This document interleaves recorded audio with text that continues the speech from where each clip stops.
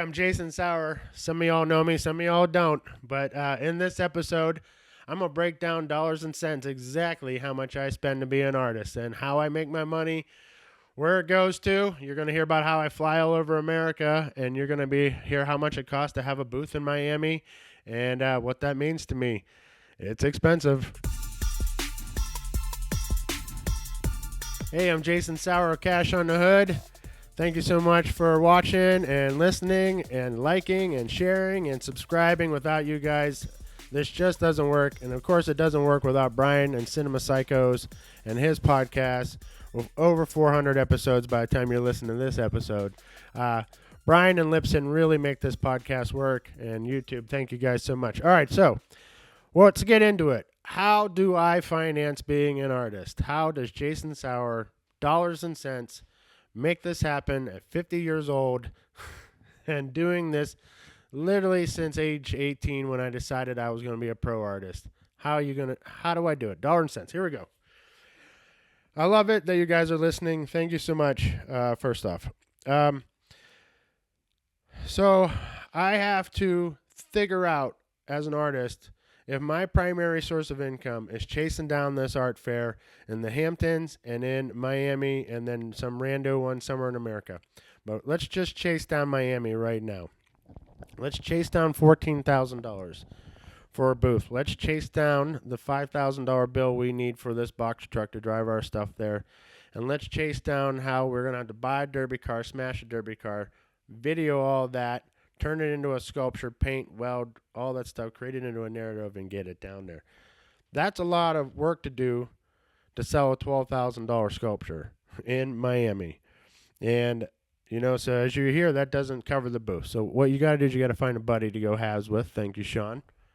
And him and I get after it. And we talk all the time, all summer long, because he drives truck. And I do contracting and I do landscaping. So here's the money of it all.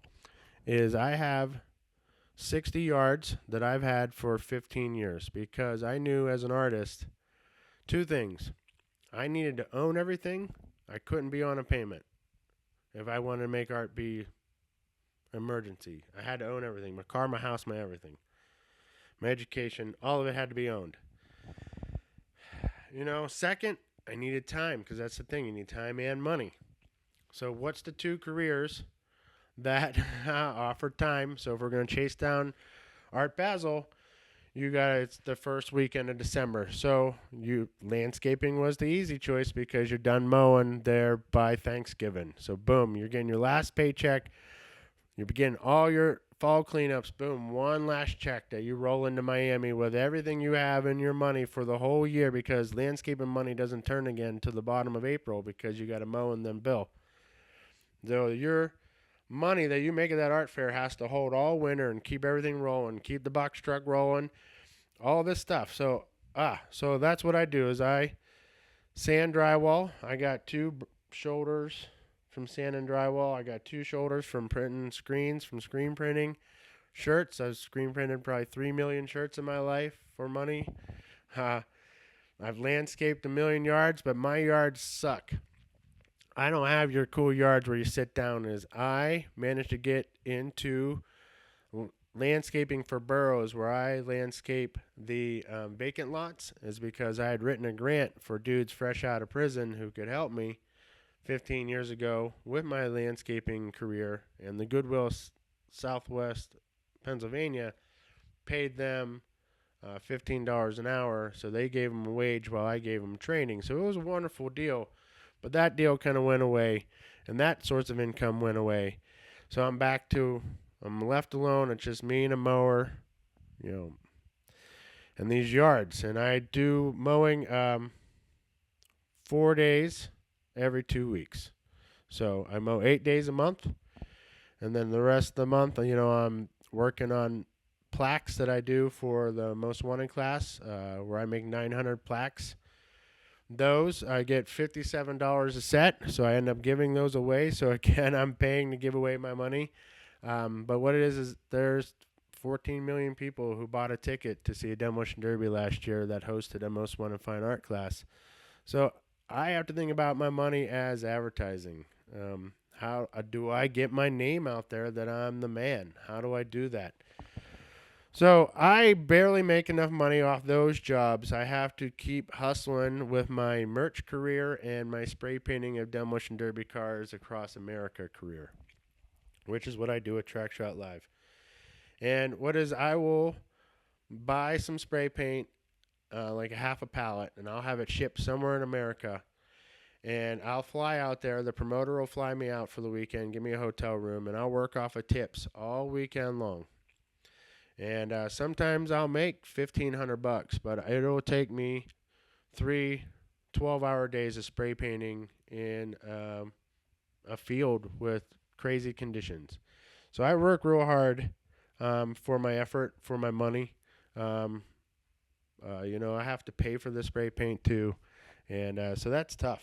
So it's a constant hustle of trying to get my name out there, trying to be true to my identity, which is who I am without selling out, trying to create content that isn't copying other people's content. That way, I'm the originator of original content in a world that is progressively uncreative and not really wanting. So I'm a victim of an uncreative world from birth that, they started lessening our art classes and our art funding and the reality of art from when I was born.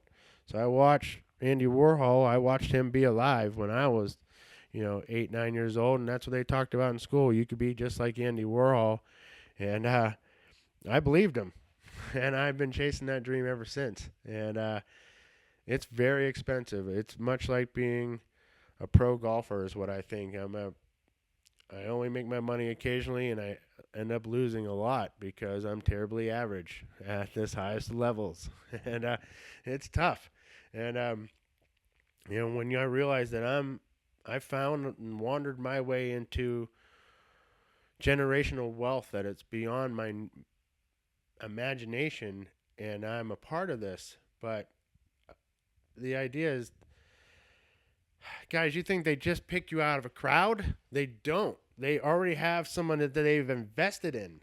This is the part that pisses me off, is you're not going to get in because these art galleries have already invested $250,000 into this person. They're not going to stop. If they've invested $250,000, they only need $50,000 to keep that perpetuating.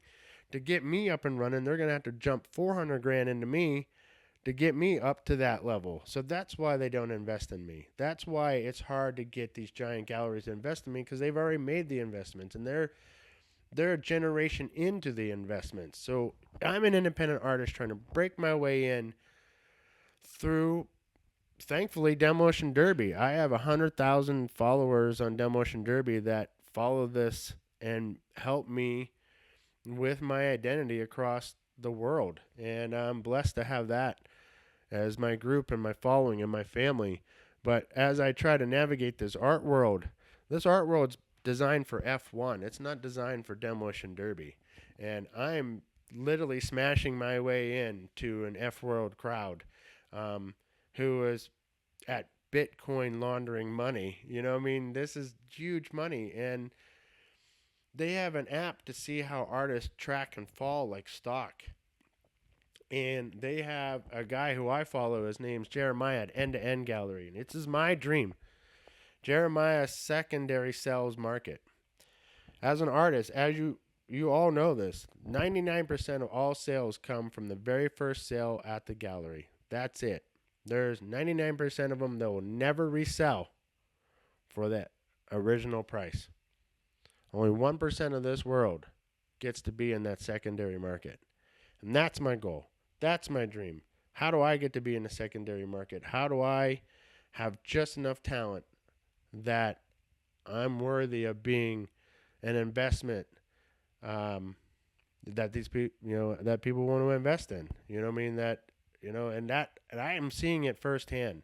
I'm not out here daydreaming about it on Instagram. I'm out here, fingers in the dirt, sweaty off the brow, just dragging my sculpture in, watching the things that do sell. I'm watching my guy there at End to End. He's making the money. I'm over here selling stuff for $250 that I painted, that I have $250 in. But the idea is that I'm just pumping it out. I got to get it on the walls. And so this year I was definitely rewarded. And one of my wonderful rewards is I make this series of paintings where I put my friend Moody in there. Moody, she's a model. She models with my cars. And I call them the Crazy Mouth paintings, the Crazy Mouth series. All right? Oh, I got off the topic from money. Sorry. Let's get back to money. All right. Real quick. I know these Crazy Mouth paintings are worth $1,200, but I put $400 on them because I want them to sell. And I, across the room, heard this young person say, "He brought one this year, Mom." And I'm like, "Oh, I hope that's coming to me." And he comes to me, he comes in the booth, and he yells back, "It hasn't sold yet."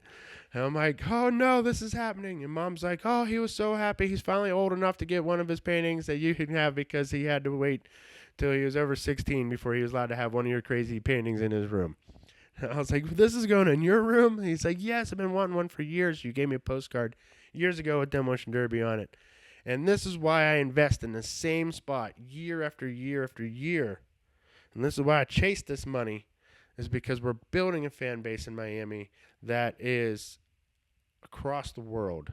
And this is why we do it, why we have to get this money, why it is an emergency, why we got to get this 14 grand, why we got to get this 5 grand, why we got to mow this grass.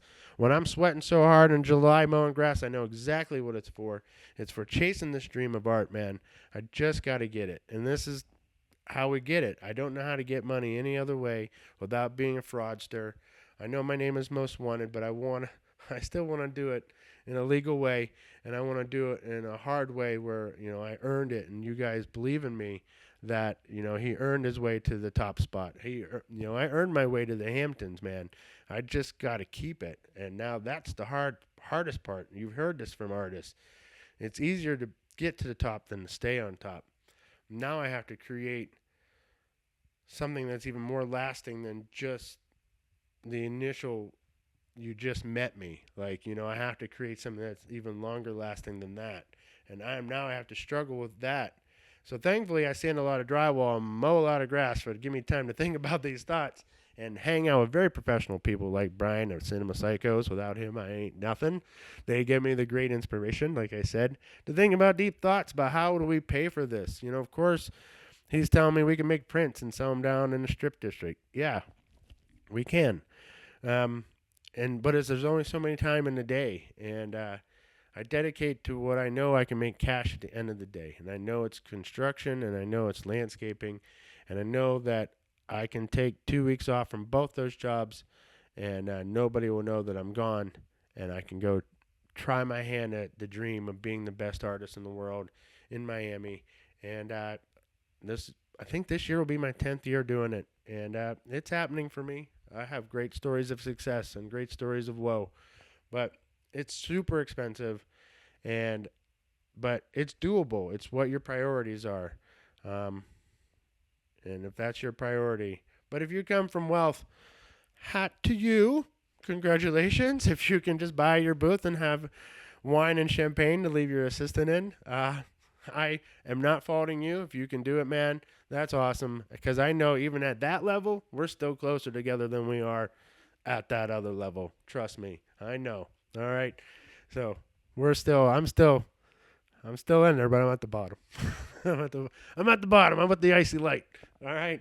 But hey, everybody, thank you so much for listening. Thank you, Brian, for letting me get back out here. I know it's a bit of a shift in format here, but I'm trying to talk about what it means to be an inspirational artist, if that's inspiring at all to you, what it means to be an artist who grinds, who puts that work in, who puts in the miles. I fly all over America. I put in 35,000 miles on my truck a year, and I just try hard. I just try hard and it's not easy to become a household name in America. I've been on tour for 15 years, and it is not easy. We're getting closer. We're getting farther closer. The real business of it. We're getting closer, but it costs money. It costs a lot of money, and I'm going against COVID Pornhub models. Is exactly who's whooping my butt in this marketplace right now. Their money has come in, And they have got the entertainment lawyers, and they put their check on top of my pile. And so it doesn't matter how original my effort is, their check is far bigger, and they have a different skill set than I do.